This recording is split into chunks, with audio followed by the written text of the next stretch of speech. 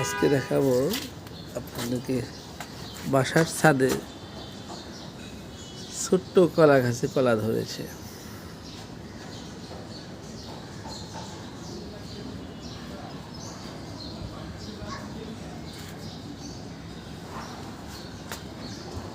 মাত্র 2 হাত, কলা গাছের হাইট হবে 2 হাত। সেই 2 হাত কলা গাছে কলা ধরেছে।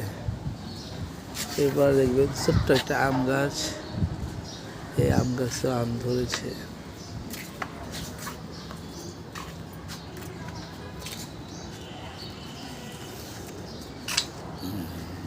ড্রাগন ফল।